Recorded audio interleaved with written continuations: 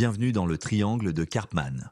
Ce triangle, c'est une scène de théâtre. 3 rôles, 3 positions toxiques et une boucle infinie. Et le pire, tu peux passer d'un rôle à l'autre sans même t'en rendre compte. Les 3 rôles, 1. Le sauveur, 2. La victime, 3. Le persécuteur, le sauveur veut aider.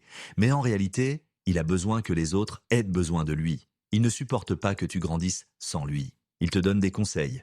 Même quand tu n'as rien demandé, il te fait sentir incapable tout en te disant qu'il t'aime. Il crée une dépendance déguisée en bienveillance. La victime est celle qu'on ne peut pas critiquer. Elle attire l'attention, la compassion, elle dit qu'elle ne peut rien faire. Mais si tu proposes une solution, elle a déjà une excuse pour ne pas l'appliquer. Elle se plaint mais ne change rien, parce que la souffrance est devenue son identité. Le mot persécuteur, lui, domine. Il critique, il contrôle, il juge, il n'élève pas, il écrase, il ne corrige pas, il punit, il veut avoir raison même si ça détruit. Tu crois que ces rôles sont figés? Tu te trompes. Dans la même journée, dans la même conversation, tu peux passer du sauveur, à la victime, puis devenir persécuteur. Tu aides, on te rejette, tu t'énerves, et le triangle se referme. Pourquoi on tombe dans ce piège? Parce qu'il donne l'illusion du mouvement, de l'intensité émotionnelle, de l'importance, mais en réalité, tu tournes en rond. Et plus tu joues, plus tu perds. Exemple concret, une mère qui sauve son fils adulte en l'empêchant de se débrouiller seul. Un couple où l'un joue la victime pour éviter toute remise en question.